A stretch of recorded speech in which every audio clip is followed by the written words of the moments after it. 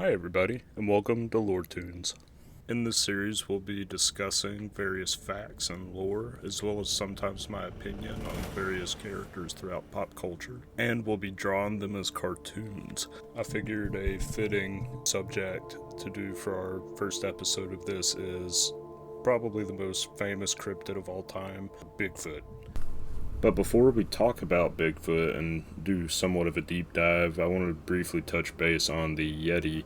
The Yeti is the Asian counterpart in the Himalayas, and it was first seen in the year 1832 by climber B.H. Hodson, who witnessed a tall beast covered in dark hair walking on 2 feet.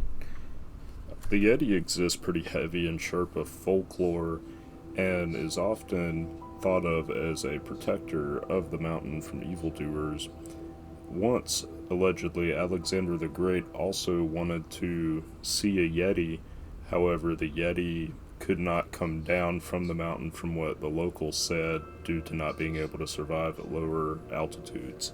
Now, these legends of the Yeti predate the legend of Bigfoot by almost 120 years, because in 1958, journalist Andrew Gonzoli of the Humboldt Times highlighted a fun if dubious letter from a reader about loggers in Northern California who had discovered mysteriously large footprints. And it was obvious that Gonzoli really thought of this as a joke. From what this article says, he jokingly wrote, "Cool, maybe we have a relative of the abominable snowman of the Himalayas." And it goes on to say that he simply thought the mysterious footprints made a good Sunday morning story, but to his surprise, it fascinated readers. In response, Gonzoli and fellow Humboldt Times journalist Betty Allen published follow-up articles about the footprints, reporting the name loggers had given to the so-called creature, Bigfoot. This led to a group of people going around and finding old newspaper stories about pretty much the same thing, with footprints, sightings of a beast, and it didn't really create conversation until this time in the 50s when Gonzoli's letter gained some notoriety. Eventually, all of this led into people passing stories that held a legendary aspect to them, and of course it got blown out of proportion, and it even led to a TV show called Truth or Consequences offering about $1,000 to anyone who could actually find Bigfoot. And there's still groups of people that go out and they're actively hunting Bigfoot.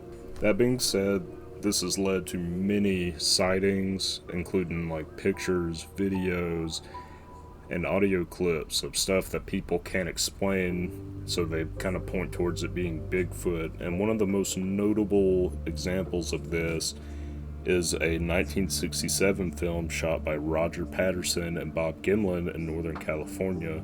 The Bigfoot walk it depicts has been parodied by many, but never truly replicated. And it kind of shows Bigfoot walking through this clearing. And it could be a guy in a suit. Nobody knows, but it's supposed to be the most influential piece that there is out there. Other notable ones are Marble Mountain Bigfoot, Snowy Bigfoot.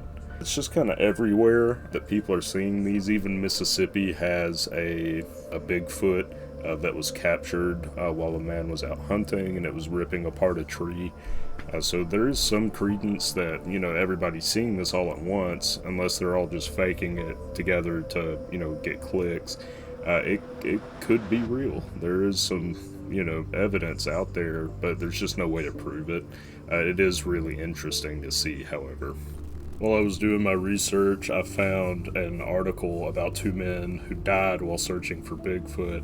No other notable instances have happened. I did see a smidgen of an article saying that there were off-the-record Bigfoot-related deaths. I won't go into those, however. These 2 guys were from Oregon, and they died out in a remote forest while searching for Bigfoot. They were from Portland, and a 3-day search had to be launched on Christmas Day after a family member reported that the pair hadn't returned from their trip. The search involved over 60 volunteers, searching with aircrafts and dogs in heavily wooded terrain. Both deaths appeared to be due to exposure and ill preparedness, that this article says. So I guess if you're gonna go out and try searching for Bigfoot, you probably need to be prepared. But those were the only 2 deaths that I could find related to Bigfoot. Now, a lot of disappearances did happen that could point to an entity like Bigfoot snatching up the person that went missing. I say this due to there being stories of kids or people that disappear and appear miles and miles away from where they were last seen, or they are in places that they normally would not be able to get to. A large example of these are the missing 411 cases that have some disappearances in them that are a little harder to explain than others, and I would check those out. Something else that I noticed and found interesting was how Bigfoot is having kind of a cultural explosion. If you're ever visiting a place like Alaska or a mountain town, they usually have a pretty huge selection of Bigfoot related memorabilia like yard art, bumper stickers. I see bumper stickers a lot and metalworks that involve Bigfoot. The biggest pop culture influence that Bigfoot has had is a successful career in the film industry.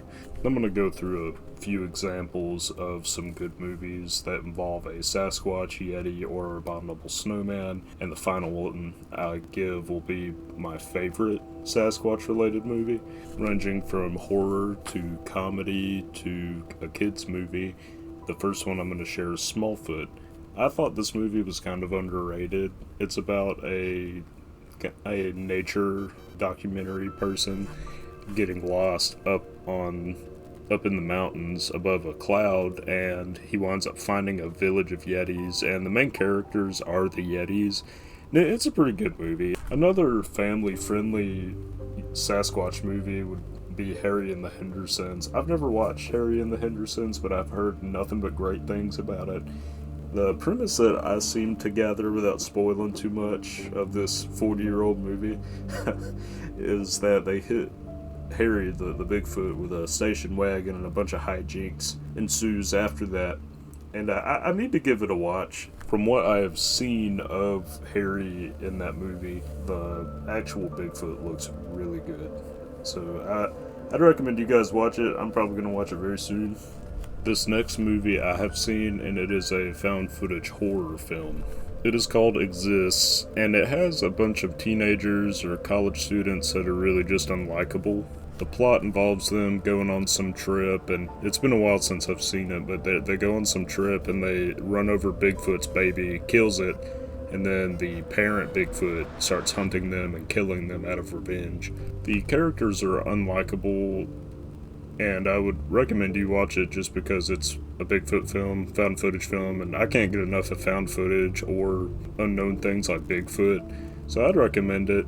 It ends pretty cool. It has a pretty neat, climactic ending scene for a found footage film, so check it out. It should be on Tubi or some streaming platform.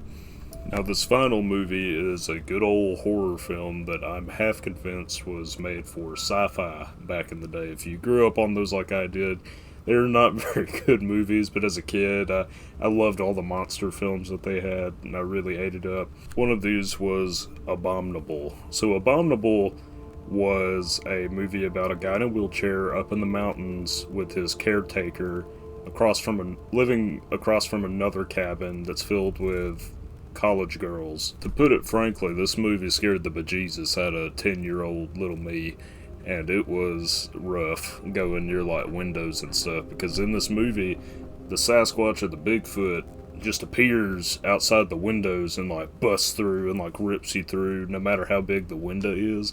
And there's this one scene where the wheelchair guy gets in a tussle with the caretaker who is trying to inject him with some good old drugs, and he defeats him and then goes to look out the window, and then BAM! The Sasquatch is just right there. And that scared the crap out of little 10-year-old me.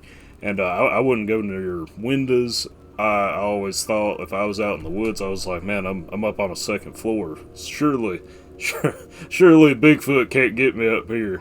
But I'd recommend watching it. It's a good old time. The Bigfoot in it looks really good. I think it is probably one of my more favorite Bigfoot designs in a movie or in pop culture, so I'd recommend it. I haven't watched it in a long time, so don't let me tell you it's good, because it might not be good. I just have really fond and horrifying memories of it. Now that I've taken everybody through some lore, kind of where Bigfoot started, a couple of the sightings, there's probably hundreds. I was just giving you a general overview.